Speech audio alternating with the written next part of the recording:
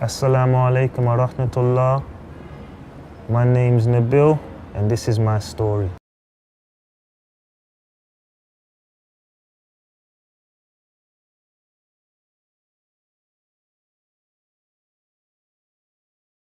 So bro, can you tell us a little bit about your upbringing in Charlotte?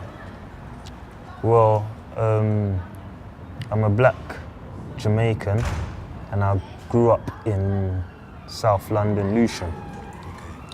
And my mum had me quite young, she had me at 17.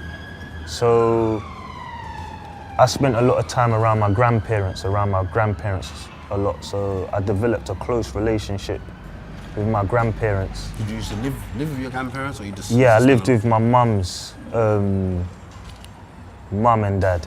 Okay. So they came over here back in the 60s. From Jamaica. Okay. Both from Jamaica. Okay. And they ended up having four daughters, my mum being the youngest. Okay. But my mum then gave them their first grandchild, which was me. So with that, my mum still wanted to focus on getting an education and so forth like that, stuff like that. So what happened is I spent a lot of time with my grandparents, which is my mum's mum and dad, and on my dad's side I spent a lot of time with his mum. Okay. And my mum strived towards achieving her goals, being successful, not being the typical single mother. So I used to spend a lot of time with my cousins. I had a lot of cousins because I got quite a big family on both sides. Okay. And then I come from a Christian home. So the whole family Christian? I had some Muslim relatives on my dad's side, but on my mum's side, from what I know, they're majority Christians, okay, or just born into Christianity kind of thing. And I used to get brought to church growing up.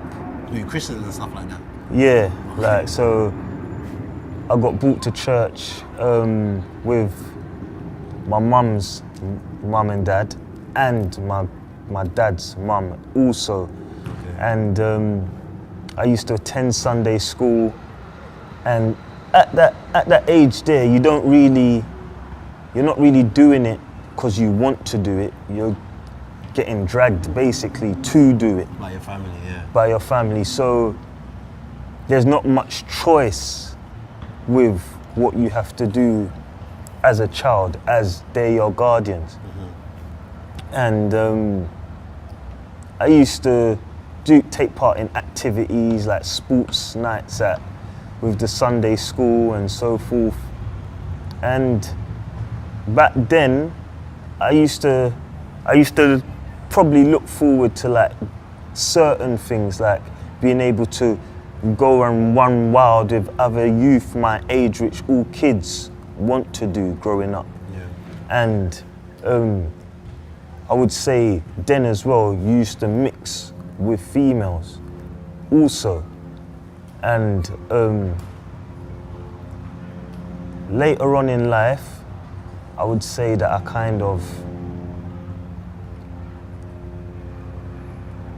I never had a father figure guiding me. But you had a lot. You still had a big family though, so there must have been a lot of other males in your family. Yeah, who were around. I had a big family, but a lot of the males I weren't around, so I had to be like that dominant male on my side, okay, of the family. So yeah. It's like you have to start fresh. Yeah, I get it. And then after that, everybody was looking up to me. All the younger boys that were younger than me in my family, they started looking up to me. Okay. And then with not having a father there consistently to guide you, especially in the right direction, you kind of get misguided.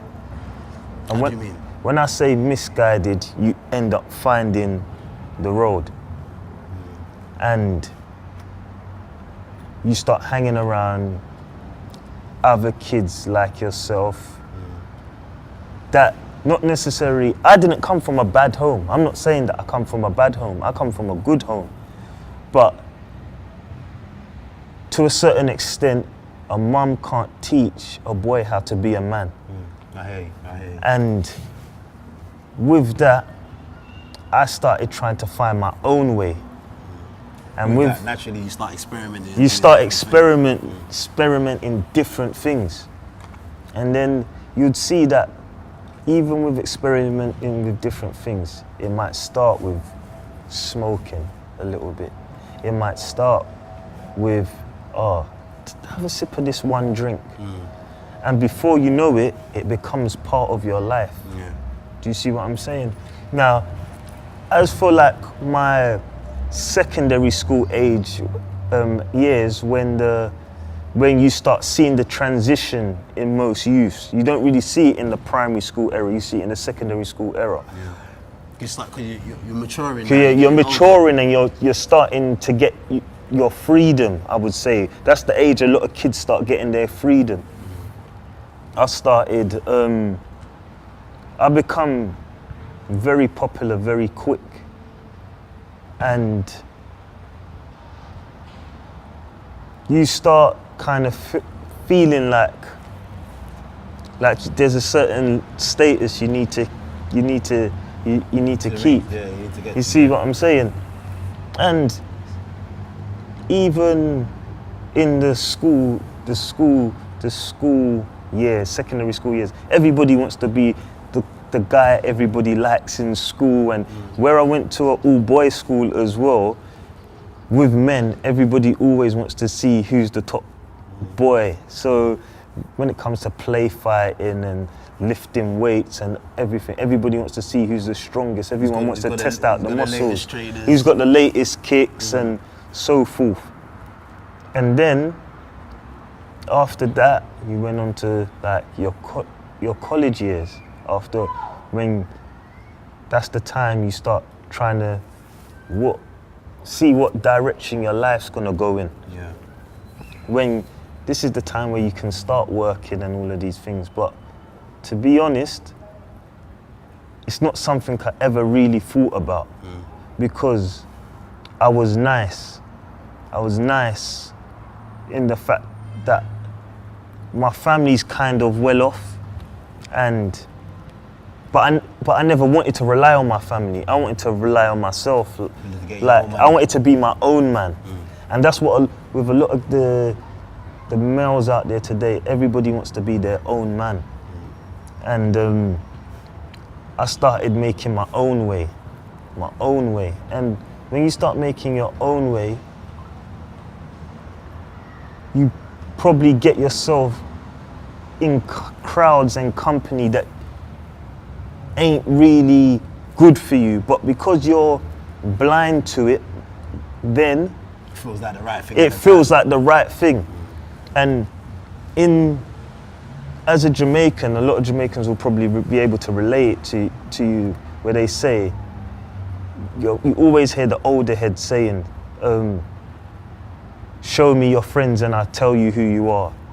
Or your, what else would they say? They'll say some stuff and it never makes sense to you, but as you're growing up... When you're younger, when people say things, you can't really, family, you can't really you can't really get it into your head, but as you mature in life, you start seeing that, what they said to me back then is actually the truth.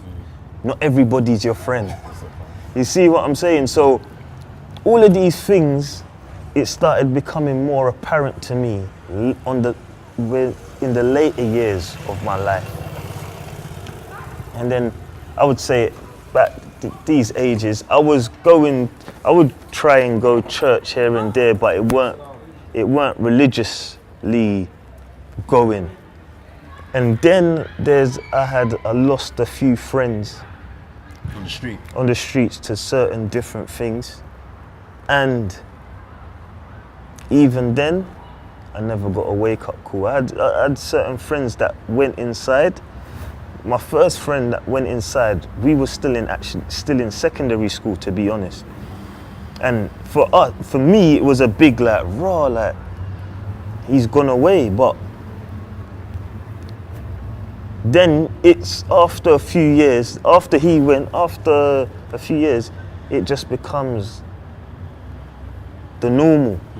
Start seeing loads But of then, people going in jail and stuff like that. yeah, you start seeing loads of people go in jail and stuff, and then it before you even know it, you're getting trapped in a system. You see what I'm saying? You're getting trapped in a system. No one wants to be seen somebody they care about, someone they love behind bars or dying or something of. But you know what? Even some people at that stage of life, it's praiseworthy. Yeah. So man's getting in jail. You see what I'm you're saying? getting certain status for being in jail. There you go. And then what happened later on in my life, I started having my own issues, getting into trouble and so forth. Yeah, so forth. And then it's moving forward a bit. What happened is that I ended up having a son. And I said to myself, rather than being out there trying to be in with everybody, trying to be the in thing, as they would say, I needed to kind of mature because I had responsibility, but then I found out that I was having a son. And for me personally, I didn't want my son to have the same relationship with me that I had with my father. I want to be a role model to my son, somebody my son can look up to, somebody that my son looks for guidance. Because people out there in the world, I realize, since becoming a Muslim, they look for guidance from people that are misguided. Like, how can you? We have sisters out here looking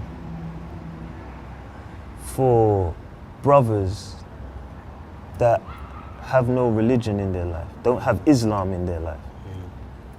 And with that, I would say, how can you look for something from someone that has no guidance? So in your life, tell us, what was the turning point? Because obviously you were in a situation, like you said, you were comfortable. Yeah. You were doing your thing. You come from a wealthy family. Yeah. But where was the turning point in your life where you said, you know what, I need a different direction in life? Because for many people, they might think, you know what, you had the things that you wanted. Yeah. Why did you want to change? Shall I tell you what? With having money and having nice things, I would tell you, it doesn't really make you feel happy. Like, there's not having a nice car, having nice clothes. Everybody likes to have that feel good about themselves. But when you really look at it, when you go home, sit down and you're by yourself, you start thinking, oh, I'm bored. Like, if you're happy, should you really feel bored? You shouldn't really feel bored if you're happy. Do you see what I'm saying? If you have money, does it mean you're gonna be happy? No, you've got money to do what you like, but there's still an emptiness inside you that needs to be filled. But you're still blind to it. You know, what you're saying is something that I think a lot of people struggle with, because even for myself, when I come in the same situation, I tell people about money. When you ain't had money, you don't know. But when you have money, it's different. Yeah. Because when you're on the road and you're striving to make money, it keeps you going. Yeah. It's like a motivation. But when you get to the stage of your life where you actually got the money, you start realizing, so where's the happiness now? Where is the happiness? And then I would say that you start living day to day. I would say like, I was probably like, so I had my son at 22. My son was born when I was 22. So I thought, all right, I need to start working. Then I thought to myself, before you know it, your mentality, it's not really about hanging out with friends on the road. It just becomes money. Money, money, money. But then I was always grown up that money's the root of all evil. So then, if you want money so much, you're gonna do whatever it takes to get money. Do you see what I'm saying? And then with that, I sat down to myself one day and I was thinking in my head, even though I would think this in my head, I was still like an idiot, I would say, taking risks. When I've now got a son that Relying on me, he needs me, and you're taking risks to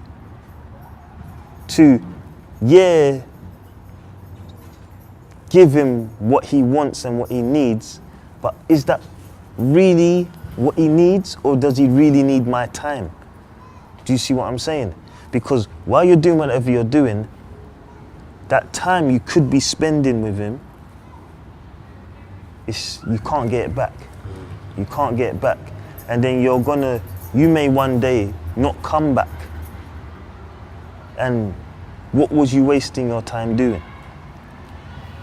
So, moving a little bit forward, me and his mum split, and I always kept that mentality that I want to be a good father to my son. I want to provide for my son. So, alhamdulillah, I got a good job, but I never found Islam as of yet. And I wasn't a churchgoer no more.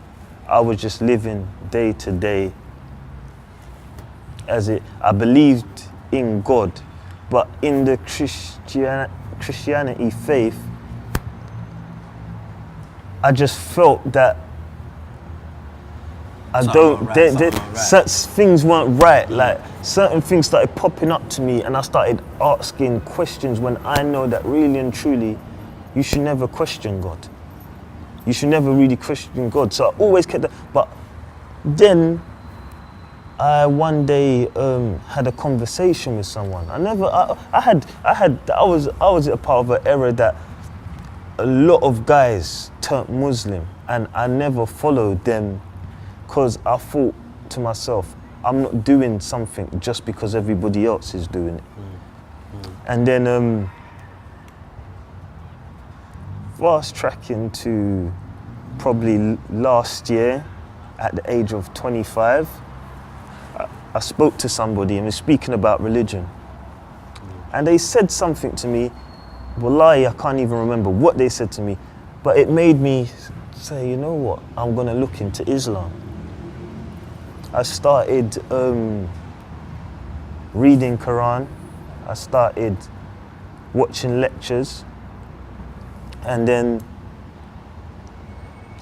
a lot of the lectures I was watching was Mufti Mink.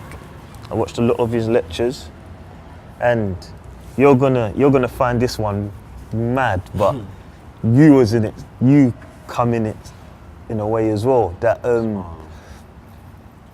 I started following you on Instagram, and you probably remember this as well. On Boxing Day, I couldn't even remember the day. That's how crazy it was.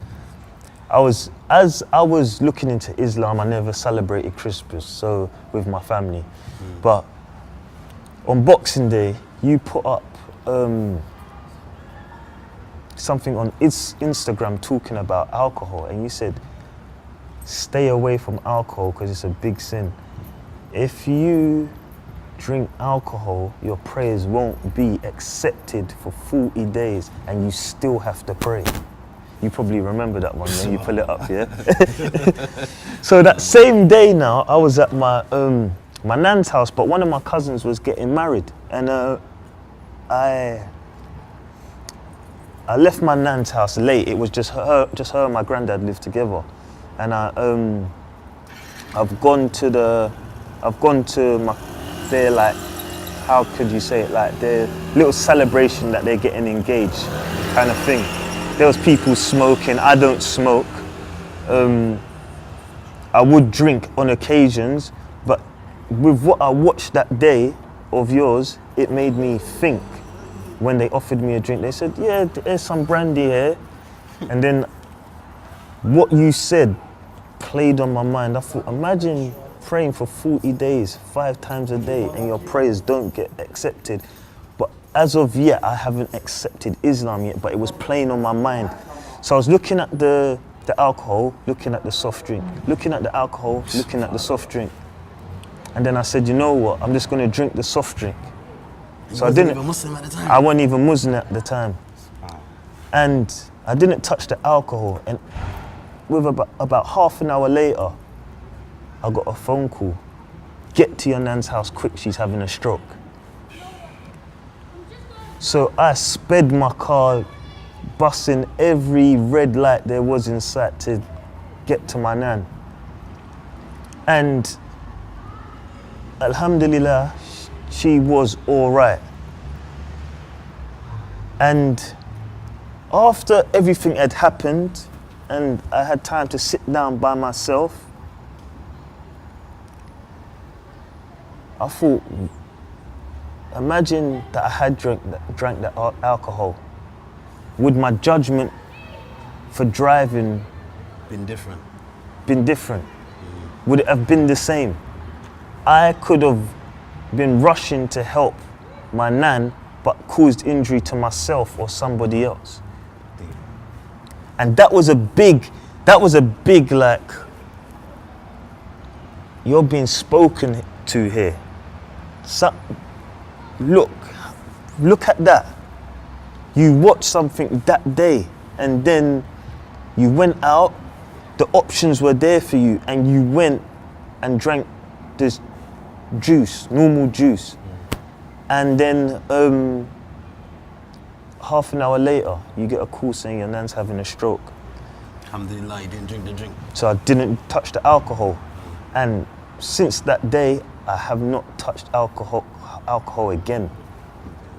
And one day, March the 9th to be precise, I got up and I thought, I want to learn how to pray Islamically. And you still ain't taking your shahada? And I haven't taken my shahada yet. But I'm studying, I'm watching lectures, I'm reading Quran, gaining knowledge.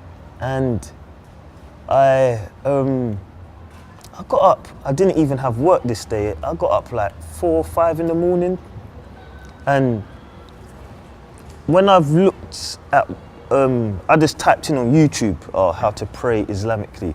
And the prayer that I clicked on was Dhuhr. And these times I'm looking at it, I'm thinking, because it's Arabic, I'm thinking I'm gonna struggle with this. And then I stumbled across a brother called Joshua Evans after I was watching, yeah. And he gave a lecture for about an hour and a half. And after I finished watching his lecture, I was like, today is the day I'm taking my shahada. I'm not making today pass without me taking my shahada. What am I waiting for? Like, everybody learns as they go along. So if I feel in myself this is the right path for me, why am I delaying it? So that day, I don't know nothing about prayer times or anything. I don't know nothing about prayer times or nothing. Yeah. I've gone to the masjid, and it was at 1 o'clock. Now, you know, with me saying that, what's the first prayer that I looked at Doha, and you get to the masjid at Doha time. as they're about to pray that prayer. Madness. And then I think 6 months prior to that, I saw the Imam and I spoke to him. He gave me some books to read. But one of the books I really wanted to read is one that it says what Muslims think of Isa. About Jesus. Yeah. Okay. And to me, after reading that book, I feel he's valued more in Islam than they value him in Christianity. But a lot of Christians wouldn't know that because they've been born into a religion and they haven't even took the time to look anywhere else. So with that, Tell us when you took your shahada. so when I went and I told you the time I got there, and they prayed, and then the Imam called me to the front. And I took my shahada, and everybody started embracing me with love after that. So bro, what advice have you got to other Muslims and even maybe non-Muslims who are coming from a similar direction as yourself? What would you say to them right now? What advice have you got to them in regards to changing their lives? For all Muslims, I would say even if you've been misguided away from the deen, there's every day you're breathing, every day you wake up, there's still a chance to put things straight with Allah, and Allah will forgive you. Allah will forgive you for whatever it is if you turn back to Him. He wants to forgive you. But you have to turn back to Him and repent. We have to repent. That is so key, asking for forgiveness. And we have to also forgive others in this dunya, because if we don't forgive others, how do we expect Allah to forgive us? Don't be misguided by the dunya, or a lot of cultures do some things that are not right also. You have to think what is right for you and right for your deen, because when that day comes, only you're going to be questioned. No one will be there to vouch for you or stand by you. So develop your relationship with the Quran and develop your relationship with Allah, and asking Him for forgiveness also. MashaAllah. Barakallah feekum wa jazakumullah khair. For more exclusive interviews, check out www.r2imedia.tv. Assalamu alaikum wa rahmatullahi wa barakatuh.